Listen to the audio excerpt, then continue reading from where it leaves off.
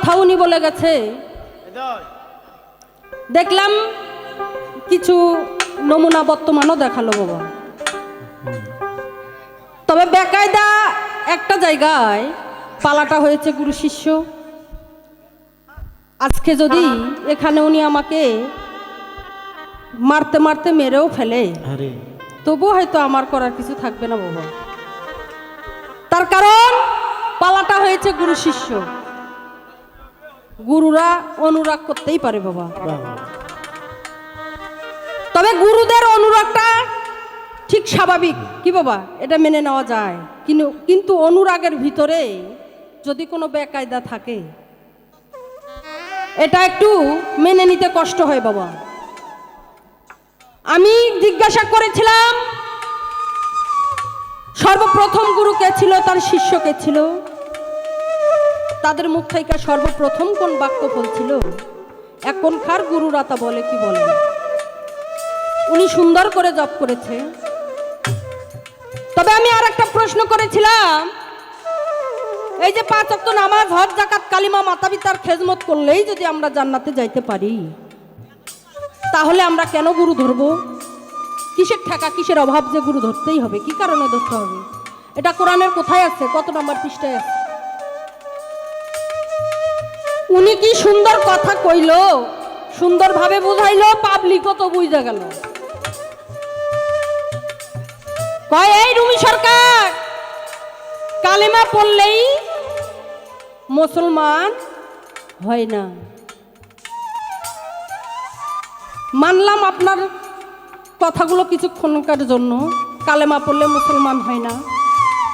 উনি বর্তমান কিছু দেখাইলেন, কয় 71 সালে যুদ্ধের সময় খানেরা হিন্দু বাড়ি বাড়ি গেছে, সেখানে গিয়া বন্দুক আলোক করছে, জিগাইছে যে হিন্দু না মুসলিম হয়? কয় মুসলিম হয়। মুসলিম হয়, কয় কালেমা বাতাও। কালেমা পড়ছে তখন লা ইলাহা ইল্লাল্লাহ মুহাম্মাদুরিয়া রাসূলুল্লাহ। কয় তাহলেই কি মুসলমান হয়ে গেল? কয় যুদ্ধ ভালো হয়ে গেছে, বাড়ি বাড়ি যায় আবার মূর্তি পূজা শুরু করছে। এই সরকার, আপনি আমার গুরু, আপনাকে আমার বেশি কিছু বলা ঠিক হয়তো হবে না। তার কারণ গুরুরা একটা কাল সাপ বাবা, বেয়াদবি মাফ করবেন। গুরুরা এমনই একটা জিনিস, যদি কোনো সাপে কাউরে দংশন করে, এর থেকে হয়তো রোজা ডাইকা, কবিরাজ ডাইকা বাঁচার কায়দা থাকলেও থাকতে পারে। কিন্তু এই গুরু নামের অভিশাপ যদি কাউরে দংশন করে, বাংলাদেশে কোনো কবিরাজ নাই এই ব্যক্তিরে ভালো করে এক মৃত্যু ছাড়া। তাই আমি এই পালাতে বেশি কিছু কমু না। আপনি কয়া বড় হয়ে যান দয়াল, আপনি তো আমার দয়াল। তার কারণ আপনি নিজ থেকে যদি আমার দিকে একটু বাঁকা নজরে তাকান, আমার দাগ কলেরা ধরে যাইব, কোনো মেডিকেলে আমার চিকিৎসা হইব না বাবা। তবে বাবা, ছোট্ট করে আমি একটা কথা বলবো, যে কালেমার কথা আপনি বললেন, কালেমা পড়লেই মুসলমান হয় না, যে খানে ঘরে কথা, যে যুদ্ধের কথা আপনি তুলে ধরলেন, তবে ওই সময় যদি কালেমা না পড়তো, তাহলে কারো কিন্তু জীবন বাঁচত না বাবা। জীবন বাঁচা খরচ। আর সেই সময় এই কালেমার জোরেই প্রতিটি মানুষের প্রাণ বাইচে গেছে। আর আমি রুমি সরকার হিন্দু আছি না মুসলমান আছে ওটা দেখার সময় নাই। আমি রুমি সরকার যদি বাইচাই না থাকি, কিসির আমার ইসলাম ধর্ম, কিসির আমার হিন্দু ধর্ম আছে? আমার গুরু ভোজনাই বা কেমনে করবো, আমি পিতা মাতার ভোজনাই বা কেমনে করবো? তার জন্য তো আমাকে বাঁচতে হবে, নিজেকে ঠিক রাখতে হবে, নিজে ভালো থাকতে হবে। তাই বুঝতে হবে বাবা, ওই সময় ওই কালেমার দোহাই দিয়া মানুষের জীবন রক্ষা পাইছে। তাই আমি বলবো সেখানে আমার কালেমার অবদান রয়েছে, এই কথাটা ভুলে গেলে চলবে না। আর আমি যদি সেখান থেকে কিছু বলি, এই 71 সালের যুদ্ধের সময় এখন যত পীর দেখা যায়, যত ভক্ত শিষ্য দেখা যায়, সেই সময় কি এত ছিল বাবা? ছিল? এত কিন্তু ছিল না, যদিও থেকে থাকে খুব কম, বোঝা যাইতো না। তবে আমি বলতে চাই, সেই সময় যদি এত না থাকে, তাহলে তখনকার মানুষ কত বছর বাইচে গেছে? 120, 130, 140 বছর বাঁচেনি, 150 বছরও বাইচে গেছে। তাদের শরীর ছিল সেরকম সুস্থ স্বাভাবিক। সে সময় ক্যান্সার রোগ ছিল, এই ব্রেন স্ট্রোক ছিল, এই ডায়াবেটিস একটা রোগ বাড়াইছে ছিল না। তাহলে এখন আমি কি আর বলবো বাবা, মিডিয়ার যুগ, ঘন ঘন পীর বাড়াইছে, মুর্শিদ বাড়াইছে, মানুষের আয়ু এত কম হয়েছে কে? পীরে ঘরে তো সুপ্রিম পাওয়ার, কে বাবা পাওয়ার নয়? সেই পাওয়ার তারা অসাধ্যকে সাধন করে, কে অ্যাডামানচক ভক্তি করে, বাপ মা স্ত্রী পুত্র কন্যা সন্তান সমস্ত কিছু বিসর্জন দিয়েছে, এটা গুরুর দরবারে পইরা থাকে। কে গুরুর কি পাওয়ার নাই যে আমার শিষ্যটা যেন একটু বাইচা থাকে, একটু চাবি ঘুরাই দেয় তো, তাহলে 60 বছরেরও পাশে বাঁচে না কে? মানে ওই জায়গায় পাওয়ার খাটে না। তাই বাবা মিডিয়া অনেকগুলো আইছে, বেশি কিছু কম না, দুনিয়ার ভাব খুব খারাপ, তাই আমি বেশি কিছু কইতে চাই না। আর সেই সময় কোনো বাচ্চা কোনো মানুষের যদি কোনো রোগ হইতো, মসজিদ থেকে ইমামের পানি পড়া একটু নিয়ে এসে খাওয়াইলেই রোগ সাইডে যাইতো। এখন মসজিদের ইমামকে মানে সারে সারে নিয়ে আইসা বাচ্চার গলায় বাঁধে দেবেন এবং পিষে খাওয়াবেন, কিছু হইতো না।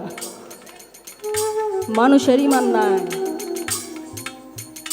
তাই আমি বলবো, আপনারা হয়তো মনে করবেন আমি তরিক মানি না, অবশ্যই মানি বাবা, কিন্তু যার যার খাসলতটা আগে ঠিক করেন, এটাই হচ্ছে মেইন কথা। তবে যা গো সব কথা, তবে বাজান আমারে প্রশ্ন করেছে, মা রুমি তুমি যে আমার ক্লাসে ভর্তি হতে আইছো, তোমার নাম কি, তোমার বাড়ি কোথায়, তুমি কোথা থেকে এসেছো, তোমার বাবার নাম কি, তোমার মার নাম কি? সুন্দর প্রশ্ন। আবার কয় কি, শিষ্য তো আমার ছোট, প্রশ্ন শিষ্যরে করা যায় না। এ যাবৎ গান শুনে আইলাম, দেখে আইলাম, বড় বড় শিল্পীরা গান করে, শিষ্যরে কোনো প্রশ্ন করে না বাবা।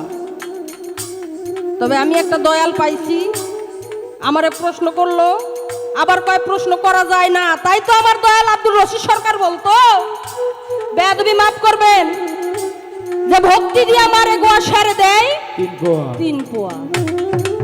শিষ্য অবলা এটাও উনি বোঝেন, শিষ্য কিছু জানে না এটাও উনি বোঝেন, শিষ্য যে শিশু এটাও উনি বোঝেন, কিন্তু প্রশ্ন করতেও কিন্তু কম করেন। যাক, প্রশ্ন যেহেতু করতে জব্দ দিতে হইব বাবা।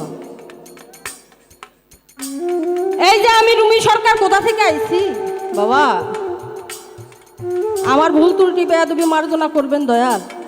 তার কারণ শিষ্য যারা তারা অবলাই হয় বাবা, হয়তো বুঝেও কিছু জিজ্ঞাসা করবে, অনেক সময় না বুঝেও কিছু জিজ্ঞাসা করবে। তাই আপনার হয়তো রাগ করাটা ঠিক হবে না, তার কারণ আমি কিছু না বলাতেই আপনি যেভাবে রেগে গেছেন, আপনার তো আর বলার মতো কিছু নাই বাবা। গুরু গোসাইদের কথা হবে মধুর মতো।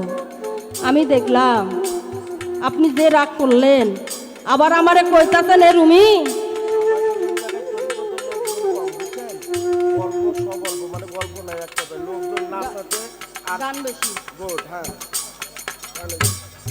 সেটা তো লোক উঠে যাওয়া দেখেই বুঝতে পারছি বাবা। লোক উঠে যাচ্ছে আর করছে, এখানে ওয়াজ আরম্ভ করছে, পালা না দিলেও তো ভালো হতো।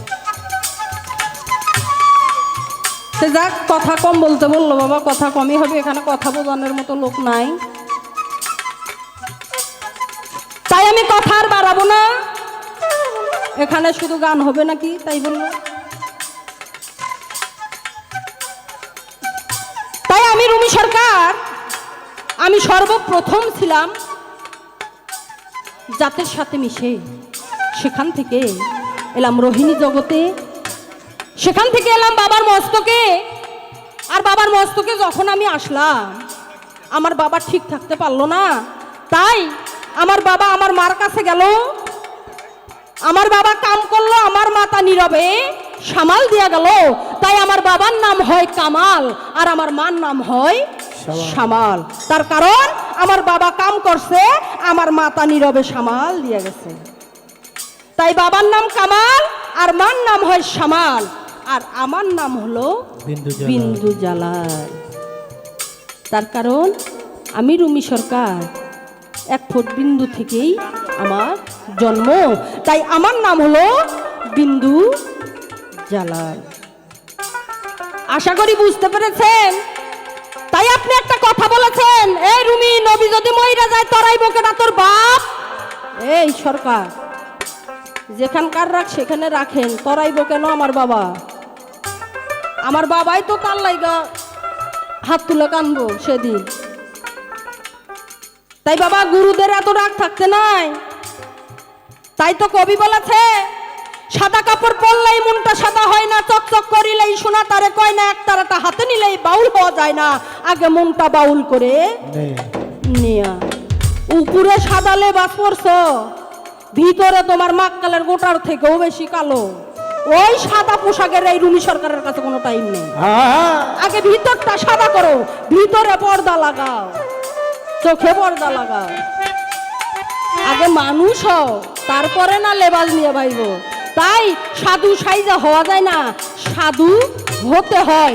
সাত মিটিয়া হয় সাধু, আর শত ধোয়ায় হয় সাধু। তাই এবার আমার কথা থাকবে বাবা, এই যে আজকে আপনি গুরু, আমি রুমি সরকার শিষ্য।